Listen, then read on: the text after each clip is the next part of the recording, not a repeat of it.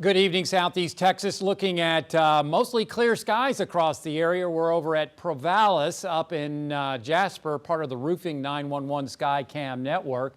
And as you can see, extreme mosquito activity expected over the next 3 days, Wednesday, Thursday, and Friday. Remember, it's the morning at dusk and dawn that you have to deal with very active mosquito concentrations and activity. Otherwise, right now we're looking at mostly clear skies across the area.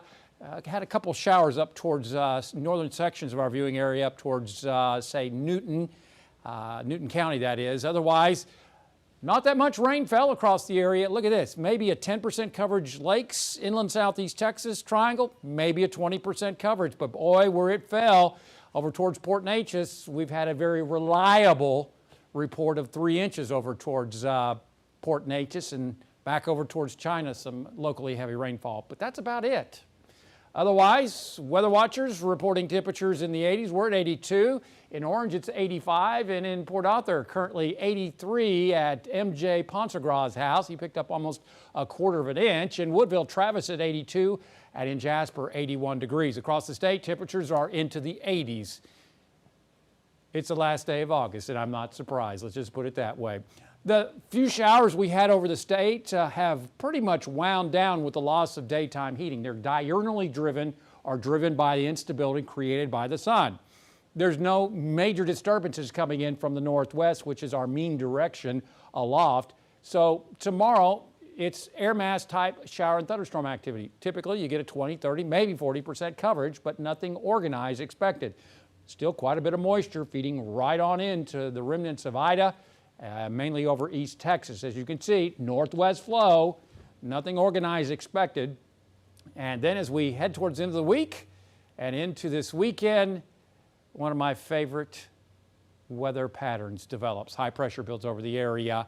Then we may have to watch a front nearing North Texas coming up as we head on into early next week. We'll see how that plays out. Otherwise, in the tropics, this is the remnants of Ida moving through the Smoky Mountains.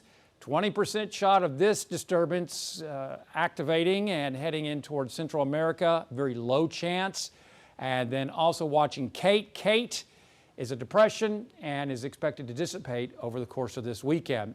And then we have Tropical Depression 12 moving to the west-northwest at 20 miles an hour. Ensemble modeling shows this moving west because of high pressure north of it. Then the high moves off to the east, and that allows this to turn towards the north.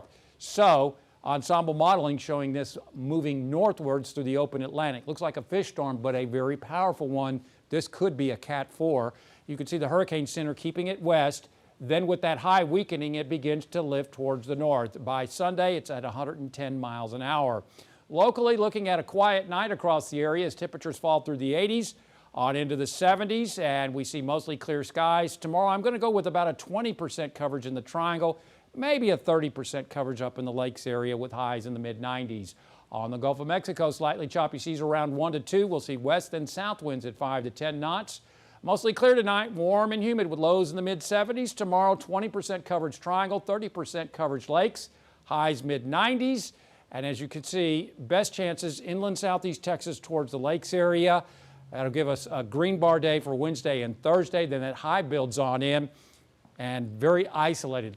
Probably less than a 5% coverage coming up Friday, Saturday, Sunday into Labor Day with highs in the mid-90s.